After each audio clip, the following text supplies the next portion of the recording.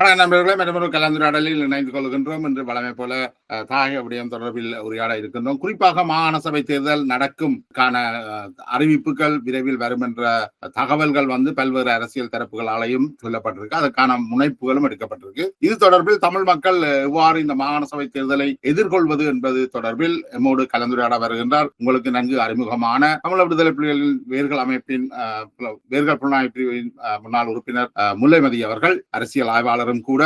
வணக்கம் முல்லமதி.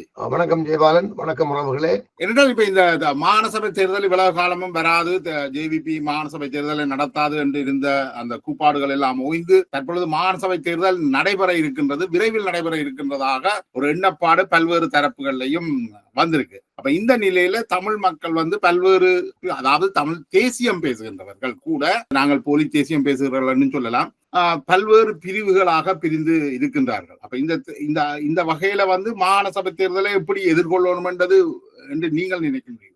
நல்ல ஒரு கேள்வி. அதாவது மாகாண சபை தேர்தல் நடைபெறுமா நடைபெறாதா என்ற கேள்விக்கு, அது நடைபெற வேண்டும். நடைபெற்றால் தான் அது ஒரு முழுமையான இலங்கையாக இலங்கை எதிர்காலத்தில் வைத்துக் கொள்வதற்கு வாய்ப்பாக இருக்கும். மாகாணங்களுக்கு அதிகாரங்களை பகிர்வதன் மூலம் இந்த இனச்சிக்கல்களுக்கு தீர்வு காண முடியும் என்று இந்தியா அடுத்த முடிவுக்கு அமைவாகத்தான் இந்த மாகாணங்களுக்கு அதிகாரங்கள் பகிரப்பட்டது. அப்படி இல்லை என்றால் தமிழர்களுடைய உரிமை பிரச்சனையில் விடுதலை புலிகள் இயக்கம் நடத்திய அந்த உரிமை போராட்டத்திற்கு தீர்வு வழங்குவதாக இருந்தால் அது வேறு விதமாக அமைந்திருக்கும். நான் நினைக்கிறேன், இந்த ராஜீவ்காந்தி படுகொலை செய்யப்படுவதற்கு சில நாட்களுக்கு முன்னர் காசி ஆனந்தன் அவர்களை டில்லிக்கு அழைத்து அவர் காசி ஆனந்தன் அவர்களுக்கு சொன்ன செய்தி, இம்முறை தேர்தலில் நான் வெற்றி பெறுவேன், நான் வெற்றி பெற்றதும் வடகிழக்கை நிரந்தரமாக இணைத்து ஒரு தீர்வை தமிழர்களுக்கு நான் பெற்றுத்தருவேன். இந்த விடயத்தை தலைவர் பிரபாகரனுக்கு சொல்லுங்கள். நான் அனுபவ குறைவு காரணமாக மாகாணங்களுக்கு அதிகாரங்களை பகிரும் திட்டத்திற்கு கடந்த அமைதி பேச்சுவார்த்தை காலத்தில் நாங்கள் ஈடுபட்டிருந்தோம். எங்களுக்கு இந்த நிலைமை விளங்குது. ஆனபடியாக ஒரு நிரந்தர தீர்வா இந்த பிரச்சனைக்கு நாங்கள் முடிவு கட்டுவோம் என்று சொல்லி அவர் அந்த தகவலை அறிவித்திருந்ததாகவும், இந்த தகவலை காசி ஆனந்தன் உரிய நேரத்தில் இயக்கத்துக்கு அறிவிக்கவில்லை என்றும், அல்லது குண்டுச்சாந்தனுக்கு அவர் அந்த தகவலை அறிவித்திருந்தார், குண்டுச்சாந்தனிடம் அந்த தகவல் தாயகத்துக்கு அனுப்பப்படவில்லை என்றும், இந்த உண்மைகள் வெளியே வராமல் இருக்க வேண்டும் என்றதான் குண்டுச்சாந்தன் திருச்சியில வச்சு சுட்டுக் கொல்லப்பட்டதாகவும் கூட தகவல்கள். இது என்னன்னா, இலங்கை தமிழர்களுடைய அல்லது தமிழ் பேசும் நீங்கள் சொல்ற காசி ஆனந்தனோடு வேறு யாராவது சென்றிருந்தார்களா, அல்லது காசி ஆனந்தன் மட்டும் அழைக்கப்பட்டு பேசப்பட்டிருந்தாரா? காசி ஆனந்தன் உயிரோடு இப்பொழுதும் இருக்கின்றார். காசி ஆனந்தனை விடுதலை புலிகளின் தரப்பில் அழைத்து டில்லியில் ராஜீவ்காந்தி நேரடியாக கலந்துரையாடியதாகவும், இந்த நடைபெற இருக்கின்ற தேர்தலில் தான் பிரச்சாரத்துக்காக சில விஷயங்களை பேசுவேன், ஆனால் தான் ஆட்சி அதிகாரத்துக்கு வந்ததும் வடகிழக்கை நிரந்தரமாக இணைத்து ஒரு நல்ல தீர்வை உங்களுக்கு நான் பெற்று தருவேன். இதனை காசி ஆனந்தன் எங்காவது பதிவு செய்திருக்கிறாரா? காசி ஆனந்தனிடம் இந்த விஷயத்தை கேளுங்கள் என்று ஊடகங்களுக்கு நாங்கள் பலமுறை சொல்லி இருக்கிறோம். எந்த ஊடகங்களும் வெளிப்படையாக காசி ஆனந்தனிடம் கேட்கவில்லை. இது நான் அறிந்த ஒரு தகவல். இது ஓரளவு உண்மை என்றுதான் நான் அறிந்திருக்கின்றேன். ராஜீவ் காந்தியினுடைய இந்த தகவல் இயக்கத்துக்கு சரியா போய் சேரல் என்றும் சொல்லப்படுகிறது. அல்லது இயக்கத்துக்கு இந்த தகவல் போய் சேர்ந்திருக்கலாம். இயக்கம், அதான் நான் சொன்னேன், இந்த ராஜீவ் காந்தியினுடைய படுகொலைக்கு விடுதலை புலிகள் நேரடியாக சம்பந்தப்படவில்லை, விடுதலை புலிகள் இயக்கத்தை சேர்ந்தவர்கள் சம்பந்தப்பட்டார்கள் என்ற கருத்தை நான் உங்களுக்கு வலியுறுத்தி கூறுவதற்கு பின்னால் இருக்கிற ஒரு அரசியல் இதுதான். இப்ப ராஜீவ் காந்தி ஆட்சிக்கு வந்தால் மீண்டும் அமைதிப்படைகளை இலங்கைக்கு அனுப்புவேன் என்று சொன்னது விடுதலை புலிகளை அளிக்கிறதுக்கு என்ற மாதிரி ஒரு பரப்புரை செய்து கொண்டிருக்கிறார்கள். ஆனால் அது உண்மை இல்லை. அந்த அவர் பிரச்சாரத்துக்காக சொன்ன அந்த விஷயத்தை இவர்கள் பேசுகிறார்கள். ஆனால் உண்மையிலேயே இலங்கை தமிழர்களுடைய பிரச்சனைக்கு ஒரு நிரந்தர தீர்வு கண்டு தமிழர்களை தங்களோடு வைத்துக் கொள்வதற்கு இந்தியா எடுத்த முயற்சியை முறியடிப்பதற்கு அவர்கள் எடுத்த நகர்வின் போதுதான் ராஜீவ் காந்தியும் அளிக்கப்படுகின்றார். அதற்கு பிறகு முள்ளிவாய்க்கால் கொண்டு வந்து புலிகளும் அளிக்கப்படுகின்றார்கள். அது ஒரு சம்பவம். இருந்தாலும் இந்த அரசியலோடு சம்பந்தப்பட்ட, இந்த மாகாண சபையோடு சம்பந்தப்பட்டபடியால் நான் அதை தொட்டு சொல்றேன். நீங்கள் யாராவது ஊடகங்கள் காசி ஆனந்தனை கூப்பிட்டு இந்த விடயத்தை நேரில் கேளுங்கள். இப்படி ஒரு சம்பவம் நடந்ததாக சொல்லப்படுகிறது. இதை பற்றி உங்களோட கருத்து என்ன? அது உண்மையா பொய்யா என்றதை பற்றி கேட்டறிஞ்சு அதை வெளிப்படையாக மக்களுக்கு கொண்டு வாங்கும். இந்த இடத்துல இருந்து கொண்டு இந்த மாகாண சபையை பற்றி பார்ப்போம். இப்ப இலங்கையில தமிழ் பேசும் மக்களுக்கான உரிமைகள் மறுக்கப்படுகிறது. காலத்துக்கு காலம் தமிழ் பேசும் இந்துக்கள் கிறிஸ்தவர்களுக்கு எதிராகவும் இஸ்லாமியர்களுக்கு எதிராகவும் சிங்கள தேசிய இனம் பல்வேறு புரபகண்டாக்களை பண்ணியிருக்கிறார்கள். உங்களுக்கு தெரியும், 56 தமிழ் சிங்கள முஸ்லீம் போர் நடந்திருக்கு. அதுக்கு பிறகு தமிழர்களுக்கு எதிரான பல சம்பவங்கள் நடந்து 83 இனப்படுகொலை நடந்து, அதுக்கு பிறகு அதை ஒரு ராணுவ நடவடிக்கையாக ஆயுத போராட்ட இயக்கங்களுக்கு எதிரான செயற்பாடாக முள்ளிவாய்க்கால் வரை கொண்டு வந்து புலிகள் இயக்கத்தை துடைத்தளித்து மினிக்பாவில கொண்டு போய் எதிரில்லா போராட்டத்தை கூட புலிகள் தொடர முடியாத ஒரு நிலைக்கு செய்ய வேண்டும் என்பதற்காக இந்த முள்ளிவாய்க்காலுக்கான வந்த மக்களை கொண்டு போய் மினிக்பாவிலே அடைத்தார்கள் ஆண்டு கணக்கில் என்றதும் உங்களுக்கு தெரியும். நாங்கள் என்ன பார்க்கணும் சொல்லி சொன்னால், இந்த ஈழத்தமிழர் அரசியல்ல ஒரு வெளிப்படையான தன்மையும் ஒரு உண்மையான பதிவாகவும் இவர்கள் இன்றைக்கு எடுத்தே ஆக வேண்டும். நடைபெற்ற ஜனாதிபதி தேர்தலில் பொது வேட்பாளர் வெற்றி பெற்றிருந்தால் தமிழர்களுடைய அரசியல் இன்றைக்கு வேறு இடத்துக்கு போயிருக்கும். தமிழர்களுக்கு ஒரு தீர்வு வழங்கப்பட்டிருக்கும். தமிழர்களை இந்தியாவே தமிழ் பேசும் மக்களை ஒரு குடையின் கீழ் அணிதிரட்டி இருக்கும். அதாவது வர்க்க போராட்டமாக ஈழப் போராட்டத்தை மாற்றி அமைக்கிறதுக்கு எடுக்கப்பட்ட முயற்சியின் போதுதான் முஸ்லிம் மக்கள் ஒரு மணி நேரத்தில் வெளியேற்றப்பட்டார்கள். இதுகளை பற்றி எல்லாம் வெளிப்படையான பேச்சுக்கள் உரையாடல்கள் பொது வழியில் இருக்கல. சாடமாடியாக சில கதைகளை சொல்லிக் கொண்டிருந்தார்களே தவிர உண்மையாக நடந்த சம்பவம் அதுதான். இதை எல்லாத்தையும் புரிஞ்சு கொண்டு இன்றைய களஜதார்த்தத்தையும் புரிந்து கொண்டு நடைபெற இருக்கின்ற இந்த மாகாண சபை தேர்தலுக்கு முன்னர் தமிழர்கள் ஒரு கூட்டணியை உருவாக்க வேண்டும். தமிழர்களுக்கான கூட்டணியாக அது இருக்க வேண்டும். ஏனென்றால் இலங்கை முழுவதிலும் தமிழர்கள் வாழுகின்றனர். வடகிழக்கு தமிழர்கள் நீங்க சொல்ற இந்த விஷயத்துல ஒரு இடத்துல என்றால் இப்ப உங்களுக்கு தமிழ்நெட் இணையதளத்தை பற்றி நன்கு அறிந்திருப்பீர்கள். தமிழ்நெட் இணையதளத்தினுடைய ஆசிரியர் ஜெயச்சந்திரன் தான் தமிழ்நெட் ஆண்டு பெரும்பாலும் அறியப்பட்டவர். அவர் ஒரு விடுதலை புலிகளுடைய ஒரு தீவிரமான விசுவாசி. இன்றைக்கு இருக்கக்கூடிய விடுதலை புலிகள் தரப்பில இருந்து ஒரு குரல் தரக்கூடிய ஒரு கல்வியலாளர் என்று சொன்னால் நான் நினைக்கிறேன் அவரை தவிர வேறு ஒருத்தரும் இல்லை. அவர் என்ன சொல்றாரு, இந்த தமிழ் மக்கள் இன்றைக்கு இந்த இலங்கை ஐக்கிய நாடுகள் மனித உரிமை சபையில இலங்கை அரசாங்கம் ஒரு பாரிய வெற்றியை கொண்டிருக்குது. அந்த கடைசியாக வெளிவந்த அறிவிப்பில இலங்கையில ஒரு கான்ஃபிளிக்ட் ஒரு பிரச்சனை இருப்பதாகவே அவர்கள் இலங்கை தமிழ் இனப்பிரச்சனை ஒன்று இருப்பதாகவே அது வெளிப்படுத்தலையே. தமிழர் என்ற சொற்பதமே அதுல இருக்கே என்றும் சொல்லப்படுகிறது. விடுதலை புலிகள் பத்திரிகையினுடைய ஆசிரியர் பட்டிமாகரனும் அதை குறிப்பிட்டு சுட்டி காட்டி இருக்கிறார். அப்ப அவருடைய கருத்து என்னன்னா, தமிழ்நெட் என்ன சொல்றாருன்னா, இந்த தமிழர்கள் தாங்கள் ஏக பிரதிநிதிகள் என்று கொக்கரிக்கிறத முதல்ல நிப்பாட்டணும் என்று சொல்றாரு. ஏன்னா இந்த ஏக பிரதிநிதிகள் என்று சொல்றதன் மூலம் இவர்கள் இந்த தமிழ் மக்கள் சார்பில் கருத்து சொல்றன் என்ற அடிப்படையில பல்வேறு முட்டாள்தனமான செயல்கள்ல ஈடுபடுறாரு. அதுதான் இந்த மனித உரிமை சபையில அவர்கள் பதவீனமான போனதுக்கு காரணம் என்று. ஆனா நீங்க சொல்றீங்க இவ எல்லாரும் கூட்டி சேரணும். எனக்கு என்னண்டா, எந்த ஒரு கொள்கையும் இல்லாமல் போலி தமிழ் தேசியத்தை வச்சுக்கொண்டு அந்த தமிழ் தேசியம் ஒடுக்கப்பட்ட மக்களுக்காகவும் இல்ல சில அரசியல் தலைவர்களுடைய நன்மைக்காகத்தான் இந்த கட்சிகள் இயங்குது. அப்ப இவர்கள் ஒன்று சேர்ந்து தமிழ் மக்களுக்கு என்னத்தை வெட்டி புடுங்க போறார்கள் என்று நீங்க நினைக்கிறீங்க? என்ன பிரச்சனை சொல்றது, ஏக பிரதிநிதித்துவம் என்ற இந்த வார்த்தை தொடர்பில் உண்மையில் தமிழன் ஜெயான் என்ன சொன்னார் என்று எனக்கு சரியா நான் உண்மையா பார்க்கல அந்த காணொலியை. அதாவது விடுதலை புலிகள் இயக்கம் ஈழப் போராட்டத்தை ஏக பிரதிநிதித்துவம் கொண்டது வேறொரு விடயம். அது ஒரு அதை பற்றி சொல்லல. 2009க்கு பிறகு இவர்கள் சொல்ற ஏக பிரதிநிதித்துவத்தை தமிழர்களுக்கு ஏக பிரதிநிதிகள் 2009க்கு பிறகு ஒரு குறிப்பிட்ட தரப்பினர் இருக்க முடியாது. ஏன் இருக்க முடியாது என்று சொல்லி சொன்னால் தமிழர்கள் வலுவான 4 கூறுகளாக பிரிந்திருக்கிறார்கள். வடக்கு, கிழக்கு, மலையகம், இஸ்லாமிய சமூகம் என்று 4 பிரதான கூறுகள் தமிழர்களுக்கு இருக்கிறது. இதை விட படித்த பெரும் பணக்காரர்களாக இருக்கின்ற வடகிழக்கோடும் தெற்கோடும் நெருங்கிய உறவுகளை கொண்ட ஒரு சமூகம், ஒரு வலிமையான சமூகமும் 5வது சமூகமாக ஈழத்தமிழர்களுக்குள்ள இருக்கின்றனர். இந்த உண்மைகளை எல்லாம் ஆழமாக புரிந்து கொள்ளாமல் பேசுறதுல எந்த அர்த்தமும் இல்லை. தமிழர்கள் ஒரு தேசிய இனம். இலங்கையில தமிழ் இஸ்லாமியர்களை முஸ்லிம்கள் என்று அடையாளப்படுத்தி ஒரு அரசியல் செய்த இஸ்லாமிய அரசியல்வாதிகள் அதன் மூலமாக இஸ்லாமிய தமிழர்களுக்கு சில நன்மைகளை அரபு நாடுகளிடமிருந்து பெற்றுக் கொடுத்தாலும் அவர்கள் தங்களுடைய தனிப்பட்ட மேம்பாடுகளை அதில் பெரிய அளவில் செய்து ஒரு தமிழ் இனத்தை பலகீனப்படுத்தி இருக்கிறார்கள் என்ற ஒரு மறைக்கப்பட்ட ஒரு மறைக்க முடியாத ஒரு மாபெரும் குற்றச்சாட்டு இருக்கின்றது. அதுக்காக அவர்கள் சில முஸ்லீம் தீவிரவாதத்தை பேசுறதும் முஸ்லீம்களை முன்னிறுத்துற விஷயத்தை சில முஸ்லீம் அரசியல்வாதிகள் செய்கிறார்கள். எப்படி தமிழ் அரசியல்வாதிகள் பொய்யர்களாக இருந்து செயல்படுகிறார்களோ அது போன்ற செயற்பாடுகளில் முஸ்லீம் தரப்பும் இருக்கிறார்கள். இப்படியானவர்கள் எல்லாரும் ஒன்றை புரிந்து கொள்ள வேண்டும். தமிழ் பேசும் மக்களை ஒரு நிரந்தர அடிமைகளாக இலங்கையில சிங்கள பெருந்தேசியத்தினுடைய காலடிகளை இவர்கள் போட்டு வைத்திருக்கிறார்கள். நீங்கள் 48 சுதந்திரம் அடைந்த பொழுது இவர்கள் செய்த படும் முட்டாள்தனம், அதாவது இந்த புத்திஜீவி தமிழர்கள் முஸ்லிம்கள் கூட்டாக சேர்ந்து செய்த ஒரு முட்டாள்தனமான வேலை இலங்கையின் தேசிய கொடியில் தமிழர்களை 2ஆக பிரித்து சிங்கத்தின் வாளுக்கு முன்னால் மண்டியிட வைத்தது. இதையெல்லாம் புரிஞ்சு கொள்ளாமல் இவர்கள் அரசியல் பேசிக் கொண்டிருந்து ஒன்றும் செய்யலாது. நாங்கள் விஷயத்துக்கு நீங்க திருப்பி சொல்றீங்க. நான் என்ன சொல்றேன்டா, நீங்கள் தமிழ் பேசும் தமிழர்கள் இலங்கையில தேசிய இனங்கள் என்று பார்த்தா தமிழர்கள் ஒரு தேசிய இனமாக இருக்கிறார்கள், முஸ்லிம்கள் ஒரு தேசிய இனமாக இருக்கிறார்கள், மலைய தமிழர்கள் ஒரு தேசிய இனமாக இருக்கிறார்கள், சிங்களவர்கள் பெரும்பான்மை தேசிய இனமாக இருக்கிறார்கள். இதை நீங்கள் ஏற்றுக்கொள்கிறீர்களா அல்லது இவை எல்லாரும் தமிழ் பேசும் மக்கள் என்ற ஒரு தேசிய இனம் என்று சொல்ல பாக்குறீங்களா? இல்ல, இதுல ஒரு சின்ன குழப்பம் இருக்கிறது. என்று சொன்னால் தமிழர்கள், அதாவது தமிழ் பேசும் மக்கள் ஒரு தேசிய இனம் என்று வரையறுக்கிறதுக்கான ஒரு தேசிய இன கோட்பாட்டுக்குள்ளே அவர்கள் வருகிறார்கள். ஆனால் இஸ்லாமிய சமூகம் ஒரு தேசிய இன அடையாளத்தை நோக்கி அவர்கள் நகர்ந்து வருகிறார்கள். நான் நினைக்கிறேன் கிட்டத்தட்ட அதுக்கு வந்துட்டார்கள் நினைக்கிறேன். என்றால் இன்றைக்கு இருக்கிற ஈழத்தமிழர்களுடைய இனவிதாச்சாரத்தை அவர்கள் தொட்டு விட்டார்கள் அல்லது கடந்து விட்டார்கள் அல்லது சற்று அருகில் நிற்கிறார்கள் என்ற இடத்தில் இஸ்லாமியர்கள் தங்களை ஒரு முஸ்லிம் தேசிய சமூகமாக தேசிய இனமாக அடையாளப்படுத்திக் கொள்ளவும் முடியும் என்ற அளவில் அதை ஏற்றுக்கொள்ளலாம். அதே வேளையில் மலையக தமிழர்களை அவர்களை ஒரு தோட்ட தொழிலாளர்களாக இந்திய வம்சாவளி தமிழர்களாக அடையாளப்படுத்துகிறார்கள். என்னை பொறுத்தவரையில் அவர்கள் இலங்கையில் வாழுகின்ற அனைத்து தமிழர்களும் தமிழ் பேசும் மக்களாக தமிழ் பேசும் மக்கள் என்ற அடிப்படையில் இவர்கள் அணிதிரள வேண்டும். இஸ்லாமிய தேசிய இனமாக அவர்கள் தங்களை சொல்லிக் கொள்ளலாம், பிரச்சனை இல்லை. ஏனையவர்கள் எல்லோரும் தங்களை தமிழ் தேசிய இனமாகத்தான்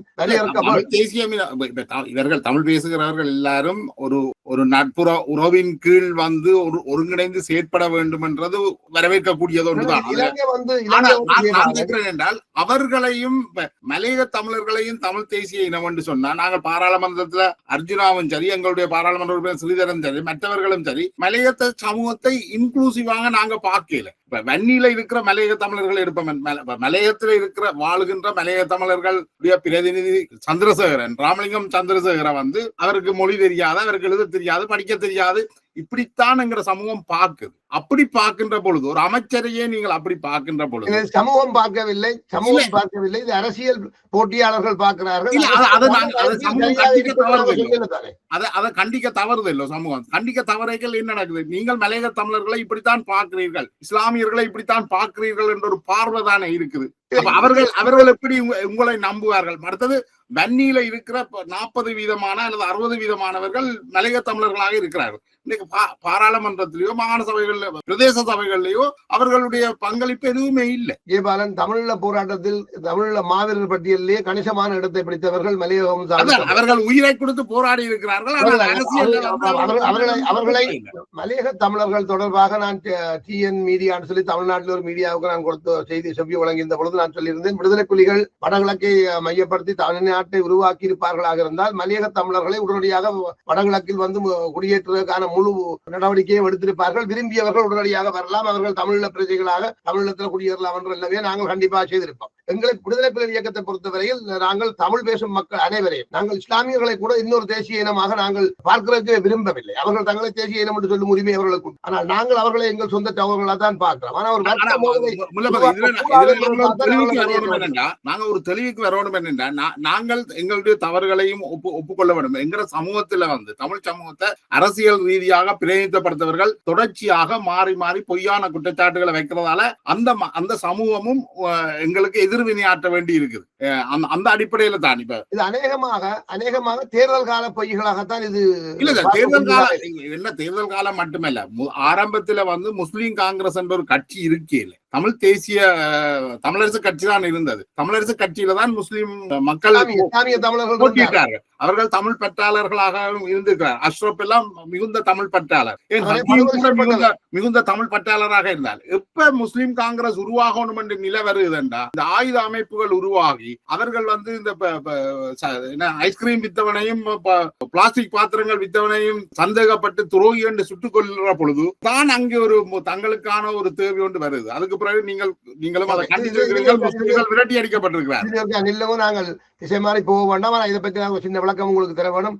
ஆயுத போராட்ட இயக்கங்களையும் இஸ்லாமியர்களை சந்தேகப்பட்டார்கள், கைது செய்தார்கள், தண்டித்தார்கள் என்ற விடயத்துக்கு நாங்கள் வருவோம். அதாவது இந்த ஈழப் போராட்டம் ஒரு வலிமையான ஆயுத போராட்டமாக தொடங்கி ஒரு பலமான நிலையில் 5-6 இயக்கமாக இருந்த காலப்பகுதியில் இது அநேகமாக நடந்தது. பல இயக்கங்கள் இஸ்லாமியர்களை சுட்டுக் கொண்டிருக்கிறார்கள். அது காரணம் அவர்களுடைய தொழில் முறை காரணமாக அவர்கள் வடகிழக்கில் எல்லா பகுதிகளுக்கும் உலா வருகின்ற ஒரு சம்பவம் நடந்து கொண்டிருந்தது. அதனால இங்கே போராளிகள் பற்றிய தகவல்கள் தென்னிலங்கைக்கு இலகுவாக சென்று விடும் என்ற ஐயத்தாலே அவர்களை கட்டுப்படுத்துவதற்காகவும் மற்றது அவ்வாறான செயற்பாடுகளில் ஈடுபட்டவர்களை உண்மையாக இவர்கள் இனம் கண்டும் சந்தேகத்தின் பேரிலும் அவர்கள் அதை செய்திருக்கலாம்.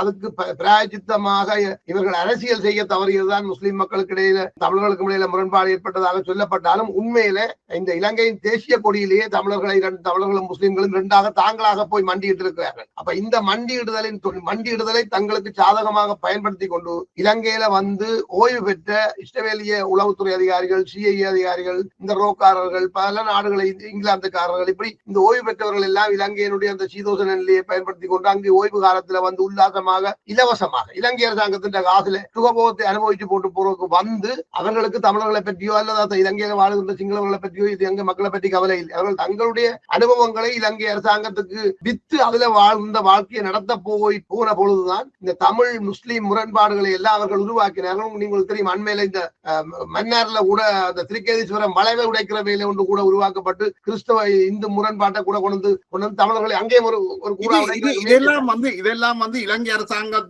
செய்தது என்று மட்டுமே சொல்ல, இலங்கை அரசாங்கம் ஒரு இனவாத அரசாங்கம் என்பது எங்கள் எல்லாருக்குமே தெரிஞ்ச விஷயம். அது சின்ன பிள்ளைக்கும் குழந்தை பிள்ளைக்கும் தெரியும். ஆனால் அதுக்கு எதிராக போராடக்கூடிய இனம் வந்து அந்த சமூகத்துல வந்து நீங்கள் காவியை கட்டிக்கொண்டு ஆணையரவுல சிவலிங்கத்தை வைக்கிறதும் மாதா கோயிலுக்கு முன்னால வளைவு வைக்கிறதும் அல்லது அவர்கள் இந்த வளைவை உடைக்கிறதும் இதெல்லாம் ஒரு இது வந்து தமிழ் சமூகத்துல இதுக்கு பின்னுக்கு யார் நிக்கிறோம்? செல்வம் அடைக்கலாம் நிற்கிறார், ஸ்ரீதரன் நிற்கிறார், கஜேந்திரகுமார் பொன்னம்பல நிற்கிறார். அப்ப இது எல்லாம் என்ன செய்யணும்? இல்ல, இவர்கள் எல்லாம் உண்மையிலே இதுக்கு பின்னால நிற்கிறார்கள் என்றது உறுதி உத்தரவாதமாக தெரியுமாக இருந்தால் இவர்கள் அந்நிய சக்திகளின் அவர்களுக்கு தானே ஒரு பொறுப்பு இருக்கு. அவர்கள் மக்கள் பிரதிநிதிகள் தானே. இவ்வாறான முரண்பாடுகள் எழுகின்ற பொழுது இந்த முரண்பாடுகளை தவிர்க்கிறதுக்கு அவர்கள் என்ன செய்திருக்கிறார்கள்? அவர்கள் தானே மக்களால தெரிவு செய்யப்பட்ட பிரதிநிதிகள். முல்லமதி கனடாவில் இருக்கிறார், அவர் மக்களால தெரிவு செய்யப்படையில. முல்லமதியால ஒரு லிமிட்டான விஷயங்களை தான் செய்யலும், கருத்துக்களை சொல்லி. ஆனால் மக்கள் பிரதிநிதி அப்ப இவர்களை நம்பி தமிழ் மக்கள் என்னென்று வாக்கு போடுறாங்க. அதுக்காக நாங்கள் பல விடங்களை கடந்தும் இந்த விடயங்களை தொடர்ந்து பேச வேணும், உண்மைகளை பேச வேணும். இப்ப நீங்கள் கூட எனக்கு திருப்பி எடுத்து என்ன சொன்னீங்க, நான் விடுதலை புலிகளுக்கு எதிரானவன்டாப்பா, இந்த இறுதியாக கொழும்பில் விமான தாக்குதலில் ஈடுபட்ட தனிப்பட்ட கதைகளை நாங்கள் அதை தவிர்த்துக் கொள்றோம் நல்ல நினைக்கிறோம். இல்ல, இருந்தாலும் கூட சில உண்மைகள் மக்களுக்கு தெரிய வேணும். ஜெயபாலன், ஆதங்கங்கள் தான் சில விடயங்களை பேசுகிறது என்றதை புரிஞ்சு கொள்ளாமல் இருந்தால் அது பயன்பெறாதுன்ற அதுக்காகத்தான் நான் சொல்றேன். இப்ப இங்க எல்லா தமிழர்களும் தமிழர்கள் தான் என்ற அடிப்படையில் என்னை பொறுத்தவரையில் நான் இந்த மாகாண சபை தேர்தல் தொடர்பாக சுருக்கமாக கருத்து சொல்றேன். இந்த மாகாண சபை தேர்தலில் தமிழர்கள் தமிழர் தரப்புக்கு வாக்களிக்க வேணுமாக இருந்தால் தமிழ் பேசும் மக்களுக்கான ஒரு வலுவான அரசியல் கூட்டமைப்பு தொலைநோக்காக உருவாக்கப்பட வேண்டும். அதில் மொழி, மதம், பிரதேசம், சாதி இந்த வேறுபாடுகள் எதுவும் இருக்கக்கூடாது. ஒரு தூய்மையான அரசியலாக அது வடிவமைக்கப்பட வேண்டும். அதை செய்வதற்கு இந்த தமிழர்களுக்கு அதிக காலம் தேவையில்லை, 1 மாத காலம் போதும். இதை இவர்கள் செய்து ஒரு வலுவான கூட்டமைப்பாக வந்து வடகிழக்கில் தமிழர்கள் தங்களுடைய பிரதிநிதிகளையே மாகாண சபையில் முதலமைச்சராக்க வேண்டும் என்று தேர்தலில் போட்டியிடுவார்களாக இருந்தால் தமிழ் மக்கள் வாக்களிக்கலாம். அப்படி இல்லை என்றால்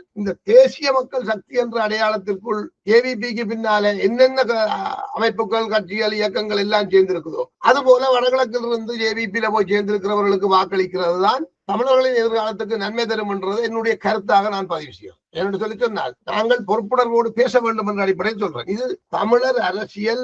இன்றைக்கு இது ஆழமான ஒரு புரிதல் வேண்டும். தமிழர் அரசியல் என்று நான் சொல்றது தமிழ் பேசும் மக்கள், அவர்கள் எந்த மதத்தை பின்பற்றினாலும் எந்த பிரதேசத்தில் வாழ்ந்தாலும் அவர்களின் பிரதிநிதிகளாக இருக்கிறவர்கள் மலையகத்தில் இருந்தால் என்ன, வடகிழக்கில் எங்க இருந்தால் என்ன, இவர்கள் எப்படி இந்த விடுதலை கூட்டணி உருவாக்கப்பட்டதோ அந்த விடுதலை கூட்டணியின் ஒரு புதிய வடிவம் கண்டிப்பாக இன்றைக்கு தேவை. அதில் நியாயமான பங்கீடுகளும் அவசியம். தமிழர்களுக்கு உரிமை தர மாட்டோம் என்று முஸ்லீம்கள் சொல்ல முடியாது, முஸ்லீம்களுக்கு தர மாட்டோம் என்று தமிழர்கள் சொல்ல முடியாது. யார் யார் எங்கெங்க அவர்களுடைய வீதாதாரப்படி அவர்களுக்குரிய உரிமைகளை அவர்களுக்குரிய ஆளும் அதிகாரங்களை வழங்குவதற்கு எல்லா தரப்புகளும் தயாராக இருக்கணும். அந்த அடிப்படையில் ஒரு அரசியலை இவர்கள் கட்டமைக்க தவறுவார்களாக இருந்தால் இவர்களுக்கு வாக்களிக்கிறதுல எந்த பிரயோசனமும் இல்லை. நான் அண்மையில் அறிஞ்சேன், சுமந்திரன் வந்து சங்க கூட்டணி கஜேந்திரகுமார் தரப்போடு சேர்ந்து இந்த மாகாண சபையை வெல்றதுக்கான ஒரு கூட்டு முயற்சியில ஈடுபடுறார்கள். இது வந்து ஒரு நயவஞ்சக அரசியல். இது வந்து சிங்கள தேசியவாதத்தை மீண்டும் மீண்டும் மீண்டும் மீண்டும் சீண்டி சீண்டி சீண்டி சீண்டி சீண்டி தொடர்ச்சியான ஒரு பிரச்சனைக்குள்ள இந்த இலங்கை தீவை வச்சிருக்கிறதுக்கான ஒரு விஷயமே தவிர இதனால தமிழினத்துக்கு எந்த நன்மையும் பெறப்போறது. நீங்கள் சொல்ற அந்த விஷயத்துல இந்த கூட்டணி அமைக்கிறது நான் நினைக்கிறேன் இவர்கள் தேர்தலுக்கு முதல் கூட்டணி அமைக்க மாட்டார்கள். இவர்கள் தேர்தலுக்கு பிறகுதான் அந்த கூட்டணி அமைப்பார்கள். அதுவும் போய் இல்ல நீங்க சொல்றது சரி, கூட்டணி அமைச்சிட்டு தேர்தலுக்கு போவாயிடும். ஏன்னா கூட்டணியை தேர்தலுக்கு முதல் அமைச்சால் ஆசன பங்கீட்டுல பிரச்சனை வரும். அதால என்ன சுமந்திரன் அவர்கள் இதே டாக்டிக்கை தான் மக்கள் இவர்களுக்கு வாக்களிக்கவே கூடாது. அதாவது இவர்கள் கூட்டணி அமைக்காமல் வந்து தமிழ் மக்கள் யாருக்கு ஓட்டு போடுறார்களோ அதன்படி எல்லாம் கதைப்பம் பேசுவோம் சொல்லிக் கொண்டு வருவார்களாக இருந்தால் இவர்கள் தமிழின துரோகிகள். அது சுமந்திரனாக இருந்தாலும் சரி, ரவுப் கப்கேமாக இருந்தாலும் சரி, அல்லது எந்த முஸ்லீம் தலைவராக இருந்தாலும் சரி, எந்த தமிழ் தலைவராக இருந்தாலும் சரி, விடுதலை புலிகளின் பேரில் அரசியலில் ஈடுபடுற தலைவர்களாக இருந்தாலும் சரி, இவர்கள் தமிழின துரோகி. அதாவது மக்களுக்கு முன்னால இவர்கள் தங்களை ஒரு சரியான கூட்டணியாக முதல் நிறுத்தி கொண்டுதான் போக வேண்டும். வன்னியில ஒரு இஸ்லாமியருக்கு தான் அதிகமாக வாக்களிக்கிறார்கள் தமிழர்கள் அறிஞ்சிருக்கீங்களா நீங்கள்? என்னத்துக்காக கிழக்கில் ஒரு தமிழருக்கு இஸ்லாமியர்கள் வாக்களிக்க கூடாது? இல்ல அப்படி வாக்களிச்சு தானே தமிழர்கள் தெரிவு செய்யப்படுகிறார்கள். அப்ப உங்களுக்கு என்ன பிரச்சனை? ஒன்றுமில்லை தானே. ஆனபடியால நீங்க பல கட்சிகளா தானே இருக்கிறீர்கள். ஆனபடியால நீங்கள் கூட்டமைப்பை உருவாக்கணும். தமிழ் பேசும் மக்களுக்கான ஒரு கூட்டமைப்பாக அது இருக்க வேண்டும். அதில் அனைவரும் அங்கம் வகிக்கணும். அந்த கூட்டமைப்புக்கான ஜாப் என்ன? ஒரு சுழற்சி முறை தலைமைத்துவத்தை கொண்டாங்க. ஒரு தனிமனித தலைமைத்துவத்தின் கீழே இந்த அரசியலை நடத்த முடியாது. இங்க யாரும் பிரதிநிதிகள் கிடையாது. யாரும் உங்கள் எல்லாரையும் பற்றி தமிழ் சமூகத்துக்கு தெரியும். சுமந்திரன் யாருன்றதும் தெரியும். அதாவது அவர் அமரலிங்கத்தின் தொடர்ச்சி சம்பந்தன் தொடர்ச்சி சுமந்திரன் இப்பொழுது தமிழ் தேசியத்தின் அடையாளமாக நீங்க ஸ்ரீதரன் பற்றி பல்வேறு விமர்சனங்களை வைக்கிறீர்கள். அதுல உங்கள்கிட்ட எவ்வளவு ஆதாரம் இருக்கும் எனக்கு தெரியாது. அந்த ஆதாரங்கள் இருந்தால் அதை நான் ஏற்றுக்கொள்றேன். ஸ்ரீதரனை தமிழரசு கட்சி தமிழ் தேசியத்தின் அடையாளமாக தமிழரசு கட்சியின் தலைவராக தெரிவு செய்கிறது. பொது வேட்பாளர் விஷயத்தில் ஸ்ரீதரன் சரியான நிலைப்பாடு இருக்கிறார். ஆனால் தமிழரசு கட்சியின் தலைவராகிய ஸ்ரீதரனை முடக்குகின்ற வேலையை சுமந்திரன் செய்கிறார். இந்த சுமந்திரன் தான் தமிழர்களுக்கு தலைமை தாங்குவதற்கு தகுதியான சட்டவாளர் என்று ஏற்றுக்கொள்ளுகின்ற விடுதலை புலிகள் தரப்பை சேர்ந்த சுக்லா மற்றது தம்பா போன்றவர்கள் முன்னாள் மூத்த போராளிகள் இருக்கிறார்கள். கனடாவில் முரளி என்ற ஒருவர் இருக்கிறார். விடுதலை புலிகள் சேர்ந்த ஒரு தரப்பினர் கூட சுமந்திரனுக்கு பின்னால் இருக்கிறார்கள். இந்த அரசியலின் உண்மை முகங்கள் இவர்களுக்கு தெரியலையா? அல்லது இவர்களும் இந்த நாசகார அரசியலுக்கு பின்னால் இருக்கிறார்களா? இதுகளெல்லாம் நாங்கள் வேடிக்கை பார்த்து கொண்டிருக்க முடியாது. தமிழ் மக்கள் தமிழ் அரசியல் தமிழ் தேசியத்துக்கு ஒரு பன்மத்துவம் இருக்குதானே முல்லமதி? இப்ப நாங்க சொல்லலாம், நீங்கள் சொல்லலாதானே? நீங்கள் எல்லாரும் இன்னாருக்கு தான் வாக்கு அளிக்கணும் சொல்லலானே? அதுக்கு ஒரு பன்மத்துவம் இருக்குதானே? பன்மத்துவத்தை நீங்க பேசிக் கொண்டிருந்தீங்கன்னு சொன்னால் அப்படினால் பன்மத்துவம் பற்றி பேசுற நீங்கள் எப்படி இலங்கையின் தேசிய கொடியில போய் 2 துண்டாக இலங்கையின் சிங்கத்தின் வாளுக்கு முன்னால குந்துரம் எல்லாமே 48 உருவாக்கினவர்கள் தமிழர்கள். அப்போது இருந்த தமிழர்களே அதை உருவாக்கினார்கள். அவர்கள் அப்போது உருவாக்குறது அந்த காலகட்டத்துல நடந்திருக்கு. அதை ஏற்றுக்கொண்டு சிங்கத்துக்கு அடிமையாத்தான் இருக்கிறீர்கள். நீங்கள் உலகம் முழுக்க உள்ள கொடிகள் எல்லாம் அந்த அடிப்படையில் தான் இருக்கு. நாங்க தமிழர்களாக வந்து கனடாவில் வாழ்றோம்.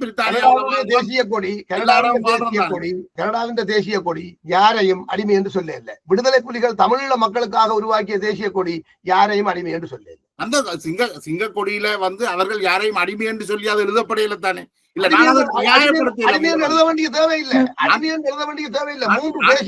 3 தேசிய இனங்கள் ஏற்றுக்கொள்ளப்பட்டிருக்கிற இலங்கையில சிங்கத்தின் வாளுக்கு முன்னால்தான் தமிழர்கள் நிறுத்தி வைக்கப்பட்டிருக்கிறார்கள். ஏன் அந்த சிங்கம் வாழை இப்படி பிடிச்சு கொண்டு அரவணைத்து தமிழர்களை பச்சைக்கோட்டையும் செம்மஞ்சள் கோடையும் நீங்கள் புலி உரிமை கொண்டு இருக்கிற மாதிரி வச்சுக்கிறீர்கள் என்று கேட்கலாம் தானே?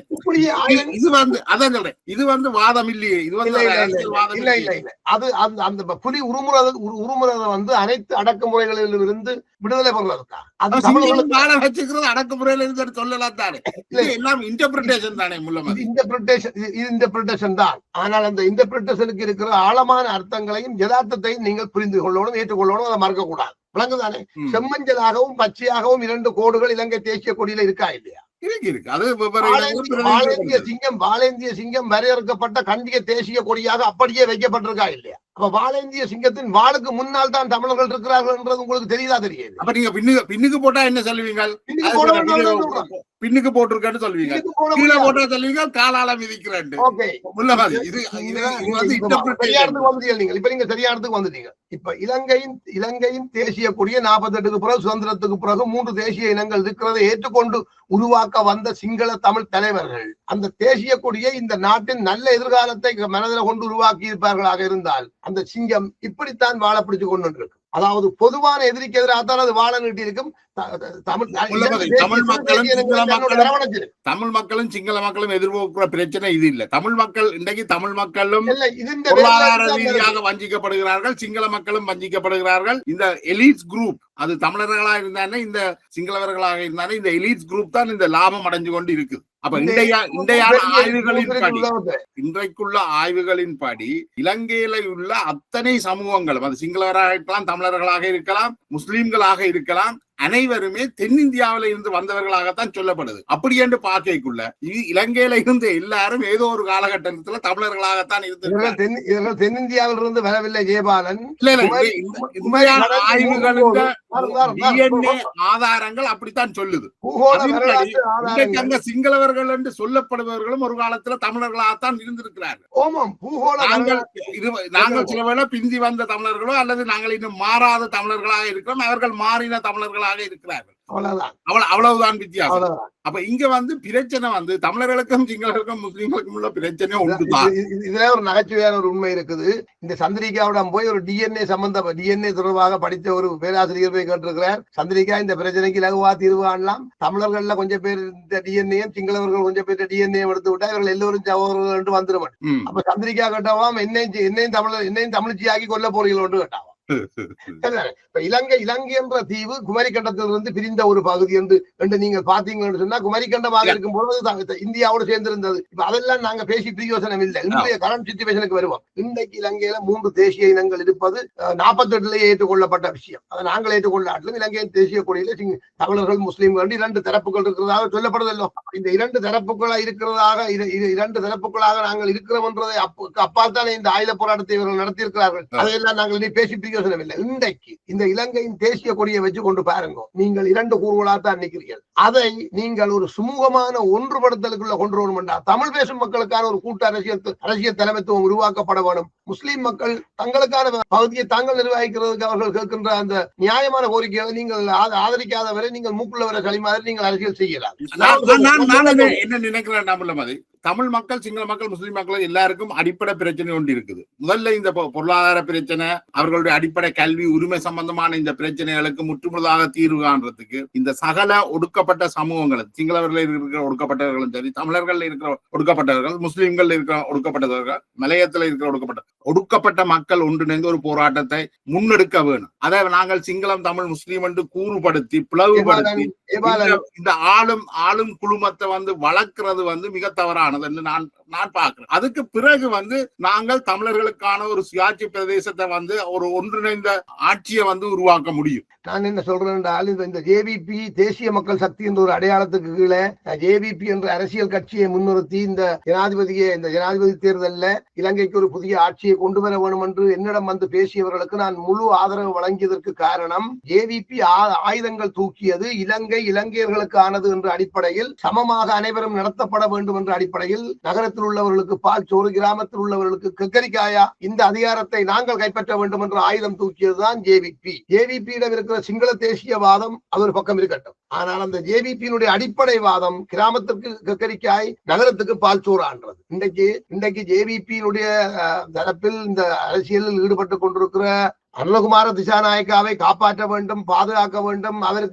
அவரை ஒரு காலகட்டத்தில் இவர்கள் அழித்தொழித்து விட்டு அடுத்த தங்களுக்கு தேவையான ஒரு தமிழ் மக்கள் அனைவரும் கூடி ஒரு நல்ல எதிர்காலத்தை நோக்கி நீண்ட கால அரசியலில் பாதுகாப்பாக அரசியலை செய்யணும் என்றால், இந்த தேசிய மக்கள் சக்தி என்ற இந்த அடையாளத்தை இலங்கை இழந்துவிடக் கூடாது என்று நான் உங்களுக்கு வலியுறுத்தி கூறுவேன். இந்த தேசிய மக்கள் சக்தி என்ற இந்த அடையாளம் பாதுகாக்கப்பட வேணுமாக இருந்தால், அந்த தேசிய மக்கள் சக்தி அரசியலில் தமிழர்களும் அங்கம் வகிக்க வேண்டும் என்றால் அதுக்கு 2 வழிதான் இருக்கு. ஒன்று, தமிழர்கள் தாமாக நின்று கொண்டு தேசிய மக்கள் சக்தியில் அங்கம் வகிக்கிறது. இன்னொன்று, தேசிய மக்கள் சக்தியில் பேரில் ஜேவிபி கட்சியில் இருந்து ஜேவிபி கட்சியில் இணைந்து கொண்டு இன்றைக்கு வடகிழக்குல தேர்தலில் போட்டியிடலாமே, அவர்களுக்கு வாக்களிச்சு போட்டு நாங்களும் தேசிய மக்கள் சக்தியில் ஜேவிபியின் பக்கமாக போய் நிற்கிறோம். ஆகவே நாங்களும் இந்த அரசியல் பங்காளிகள் என்ற அளவில் நின்று வாழலாம். நீங்கள் எதை செய்ய போறீர்கள் என்றதான் இன்றைக்கு எங்களுடைய கேள்வி. இந்த 2 ஒரு முடிவை இந்த இடத்துல தமிழினம் எடுக்க தவறுமாக இருந்தால் தமிழினத்துக்கு எந்த எதிர்காலமும் இல்லை, இலங்கைக்கு கூட எதிர்காலம் இல்லை. அதை எழுதி வச்சுக்கொள்ளும். அதாவது நான் ஏற்கனவே திரும்ப சொல்லி வருகிறேன், இந்த ஜேவிபி சிலர் சொல்லுகின்றார்கள், சீனாக்காரன் கூப்பிட்டு சொன்னவன் 25 வருஷம் நீங்கள் ஆட்சியில் இருக்க வேணும், இருந்தால் தான்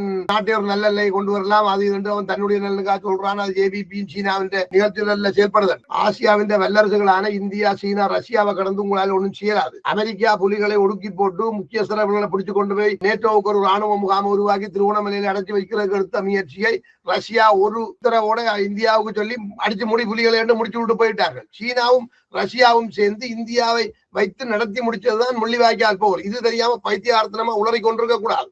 வழங்குதோ. ஆனபடினால இந்த சுமந்திரன் போன்றவர்கள் உண்மையான தமிழினத்துக்காக அரசியல் செய்கிறவர்களா இருந்தால் விரட்டும் பகிரங்கமாக என் போன்றவர்களோடு எந்த ஊடகத்திலாவது பேசுறதுக்கு விரட்டும். அவர்கள் எடுக்கிற முயற்சிகள் சரியாண்டுக, அவர்கள் நடந்து கொள்கிற விதம் சரியாண்டுக. என்ன பைத்தியார கதை நினைக்கிறா நீ? தேர்தலில் போய் மக்களை சந்திப்போம், மக்கள் யாருக்கு ஆணை தருகிறார்களோ அதுக்கு பிறகு நாங்கள் கூட்டணி வச்சுக் கொள்வோம் என்று இது பிறகு ஏமாத்துற மாதிரி தொடர்ந்து தமிழர்களை ஏமாற்றி அரசியல் செய்ய முடியாது. நீங்கள் முதல் கூட்டமைப்பை உருவாக்குங்கள். அப்படி கூட்டமைப்பை நீங்கள் உருவாக்க தவறினால் தமிழ் மக்களுக்கு சொல்ல வேண்டிய கடமை என் போன்றவர்களுக்கு இருக்கிறது. தேசிய மக்கள் சக்தி அரசியலில் நீங்களாக பங்கெடுக்கிறதுக்கு உங்களுக்கான ஒரு தலைமைத்துவம் உங்கள்கிட்ட இல்லை என்று சொன்னால், நீங்கள் தேசிய மக்கள் சக்தியில் அங்கம் பொறுக்கின்ற ஏதோ ஒரு கட்சிக்கு கட்சியில் இருந்து வருகிற தமிழர்களுக்கு வாக்களிக்க வேணும். அப்படி பாத்தீங்கன்னு சொன்னா வடகிழக்குல இன்றைக்கு ஜேவிபி தான் வந்தது. ஜேவிபியின் உறுப்பினர்கள் தான் இந்த வடகிழக்குல இருக்கிற சந்திரசேகரனோ இவர்கள் இல்ல.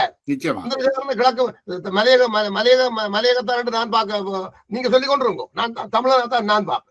அந்த வகையில பாக்குறோம்னா நீங்க ஜேவிபியின் பக்கத்தால போய் இந்த அரசியல் நிக்க போறீங்களா? பதிலுங்க. தமிழ் தேசியம் போலி தமிழ் தேசியம் இனிமேல் பேச வேண்டாம். இந்த இடத்துல நான் இன்னொரு கோரிக்கையை பகிரங்கமாக முன்வைக்கிறேன். இந்த விடுதலை புலிகள் இயக்கத்தின் பேர்ல இன்றைக்கு தமிழ் அரசியல் துறை, தமிழ்ல விடுதலை புலிகள் அரசியல் துறை என்று இரண்டு கூறுபட்டு நிற்கிறவர்களுக்கு நான் பகிரங்கமாக ஒரு விஷயத்தை சொல்லிக் கொள்றேன். நீங்கள் தமிழர்களுக்கு நல்லது செய்ய விரும்பினால் உடனடியாக இந்த 2 பேரையும் கலைச்சி போட்டு நீங்கள் எஞ்சிய போராளிகளை அணிதிரட்டி உலகம் முழுவதிலும் தமிழர்களை ஒரு குடையின் கீழ் அணிதிரட்டுவதற்கான ஒரு பரப்புரை அரசியலை உடனடியாக நீங்க முன்னெடுக்க வேண்டும். ஏனென்றால் நாடு கடந்த அரசாங்கம் தோற்று போய்விடும். மக்களவை தேசியவை என்று புலிகளுடைய அனுசரணை கட்டமைப்புகளாக இருந்தவர்கள் புலிகளின் சொத்துக்களை திருட்டு கூட்டத்தின் அரசியல் முகமாகி மாறிவிட்டார். ஆகவே எஞ்சிய போராளிகள் புலம்பெயர்ந்த நாடுகளில் கணிசமாக இருக்கிறீர்கள். புலம்பெயர்ந்த நாடுகளில் மாவீரர் போராளிகள் குடும்பங்கள் இருக்கிறது, இன உணர்வு உள்ள தமிழர்கள் இருக்கிறார்கள், படிக்க புத்திஜீவிகள் இருக்கிறார்கள். இவர்களுக்கு ஒரு சரியான அரசியல் தலைமத்துவம் தான் இன்றைக்கு இல்லை. அந்த சரியான அரசியல் தலைமத்துவத்தை வழங்குறதுக்கு போராளிகளாகிய உங்களுக்கு துப்பிருந்தா முதல்ல நீங்கள் ஒன்றாகும். விடுதலை புலிகள் இயக்கம் ஏனைய 5 இயக்கங்களுடைய ஆயுதங்களை பறிச்சு ஒட்டுக்குழுக்களை உருவாக்கி போராட்டம் நடத்துறது. நீங்கள் உங்களுக்குள்ளேயே 2 மட்டும் 2 ஒன்று தமிழ் அரசியல் துறை, தமிழ்ல விடுதலை புலிகள் அரசியல் துறை என்று எதிரிக்கு சேவகம் செய்தால் தமிழ் மக்கள் என்ன செய்யணும்? சம்பந்தன் தரப்பும் இந்த சுமந்திரன் தரப்பும் மீது என்ன குற்றச்சாட்டு வைக்கிறோம், இதே குற்றச்சாட்டு இன்றைக்கு புலிகள் என்று தங்களை சொல்லுகிறவர்கள் மீது இருக்கிறது. ஆகவே நடைபெற இருக்கின்ற பிரதேச சபை, இந்த மாகாண சபை தேர்தலில் வடகிழக்கு மாகாணங்கள் தமிழ் பிரதிநிதிகளாலே ஆளப்பட வேணுமாக இருந்தால் அந்த தமிழ் பிரதிநிதிகள் பாரபட்சமற்ற வகையில் அந்த மாகாணத்தில் உள்ள மக்களை நடத்தக்கூடிய அளவுக்கு ஒரு முன்னேற்பாடு நடத்தப்பட வேண்டும். இப்ப உங்களுக்கு தெரியும், முந்தி கிழக்கு மாகாண முதலமைச்சர் தமிழர் தானே பிரதிநிதியாக தெரிவு செய்யப்படுவார். அது ஜேவிபியில இருந்தோ என்பிபியில இருந்தா தமிழரசு கட்சியில இருந்தா கஜேந்திரகுமார்ல இருந்தார்கள் தமிழர்கள் தானே. ஐயா ஒன்று தெளிவா விளைய கொள்ளுங்க. குண்டான் வேற பானை வேற. குண்டானும் பானையும் ஒன்றல்ல. 2க்கையும் அரிசியை போட்டு சமைச்சாலும் ஒன்று அங்கேயும் சோறு தானே இங்கேயும் சோறு தானே காய்ச்சி கொண்டிருக்காங்க. சாதாரண எளிய மக்களுக்காக சொல்றேன். தேசிய மக்கள் சக்தியில ஜேவிபியினுடைய பிரதிநிதிகளாகத்தான் இன்றைக்கு தமிழர்கள் வடகிழக்கில் இருக்கிறோம்.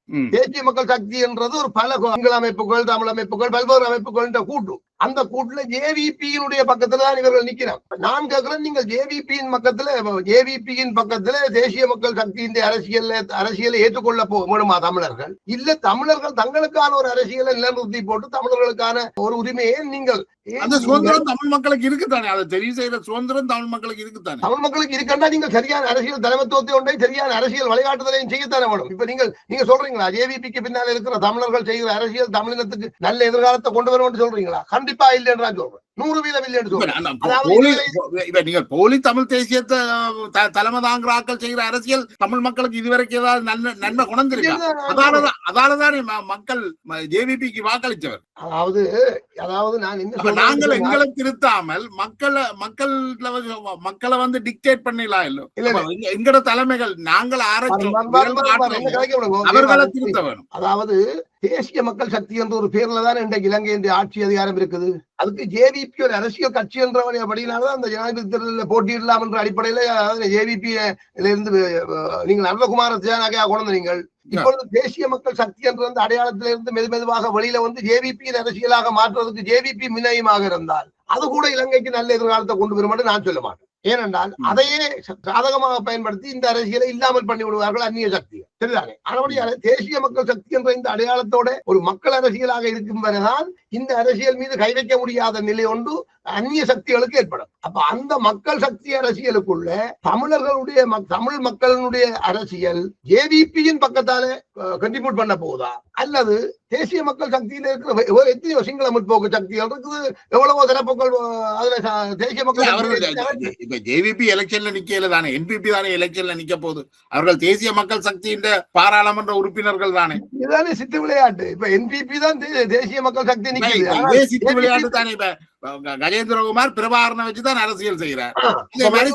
பிரபாகரனை வச்சுதான் அரசியல் செய்யறார். அரசியல் சித்து விளையாட்டு தானே இது. அதான் அப்ப இது இப்ப நீங்க ஒத்துக்கொள்ள வேண்டிய இடத்துக்கு வந்துட்டீங்களோ. ஜேவிபி அரசியல் அல்லது இந்த தேசிய மக்கள் அரசியல் என்ற நாடகம் கூட இலங்கையில உருவாக்கப்பட்ட ஒரு நாடகமாக இருக்க கூடாது. இருக்கலாம் இருக்கலாம். அந்த நாடகத்துக்குள்ள போய் தமிழ் மக்களின் தங்களை இழந்து போகணும். இப்ப நான் கேட்கிறேன், நீங்கள் தமிழ் மக்களுடைய பிரதிநிதிகள் என்ன, நீங்கள் தமிழ் மக்களுக்கு விட்டு இழைத்த தவறுகளால தானே அவர்கள் உங்களுக்கு வாக்களிக்கல.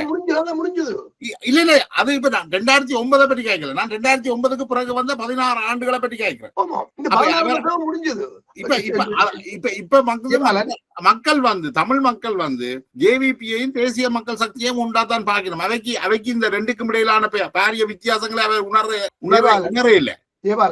அவர்கள் எப்படி கஜேந்திரகுமாரையும் பிரபாரனையும் உண்டா பார்க்கணும், ஸ்ரீதரனையும் பிரபாரனையும் உண்டா பார்க்கிறார்களோ அது மாதிரிதான் இதையும் பார்க்கிறார்கள். அவர்களுக்கு நுணுக்கமான வித்தியாசங்கள்ல அக்கறை இல்லை. ஏவாளன், நீங்கள் ஒரு முற்போக்கு ஊடகவியலாளனாக இருந்தால் அமெரிக்க வெற்றிமுறை ஆலோசகர் டாக்டர் எம்.ஆர். காப்மேயருடைய அந்த வாசகத்தை ஆழமாக புரிந்து கொள்ள வேண்டும். இந்த புள்ளியில் இருந்து முன்னோக்கி செல்வதை பற்றி சிந்தியுங்கள். இதுல இருந்து நாங்க முன்னோக்கி போறதாக இருந்தால் தமிழ் மக்களுடைய வாழ்நிலை 6 கால முன்னேறும் என்றதை பார்க்கணும். வாழ்நிலை முன்னேறினாத்தான் அவர்கள் தங்களோட உரிமையை தக்க வச்சு கொள்ள முடியும். நாங்கள் வாழ்நிலையை முன்னேற்றாமல் உரிமைகளை தக்க வச்சிருக்கலாது. 16 ஆண்டுகள் உங்களுக்கு தரப்பட்டது. அந்த 16 ஆண்டுகள்ல எந்த அபிவிருத்தியும் இல்ல. மக்கள் நாட்டை விட்டு வெளியேறி கொண்டிருக்கிறார்கள், மிக வேகமாக வெளியேறி கொண்டிருக்கிறார்கள். இலங்கையின் தமிழ் மக்களுடைய சனத்தொகையில 1/3 பகுதி மக்கள் தென் பகுதியில வாழ்கிறார்கள், 1/3 பகுதி மக்கள் வெளிநாட்டுல வாழ்கிறார்கள். எஞ்சி இருக்கிற இந்த 1/3 பகுதி மக்களும் வெளிநாடு நோக்கி வெளியேறதுக்கு முயற்சி செய்து கொண்டு இருக்கின்றார்கள். நீங்கள் இந்த மக்களை, அந்த மண்ணை வடக்கு கிழக்க வந்து தமிழ் மக்கள் இல்லாத சூனிய பிரதேசம் ஆகிறதுக்கு தான் இந்த போலி தமிழ் தேசியம் வேலை செய்து கொண்டிருக்கு. அவர்கள் தங்களுடைய ஆட்சி காலம், தங்களுடைய வாழ்க்கை காலம் முழுக்க எதையாவது அனுபவிச்சு 4 சூப்பர் மார்க்கெட்டையும் 15 பாரையும் திறந்துட்டு தங்களோட அதை அழிச்சு கொண்டு போறார்கள். அதுக்குத்தான் தமிழ் தேசியம் வேலை செய்து. இல்ல, தமிழ் தேசியம் என்ற அந்த போலி தமிழ் தேசியம் பேசுவதை நான் அருவருப்பாக பார்க்கிறேன். தமிழ் தேசியத்தை பேசுகின்ற ஒரே ஒரு தார்மீகத்தை கொண்டவர்கள் இந்த மாவீரர்களும் அந்த அவர்களின் வழியில் பயணித்தவர்களும் தவிர அவர்கள் துயிலும் இல்லங்கள்ல இருந்து எழுந்து வந்து வாக்களிக்க இயலாது. இல்ல சொல்றேன், உண்மைதான். என்னென்றால் ஏவாளன், தயவு செய்து புரிஞ்சு கொள்ளுங்க.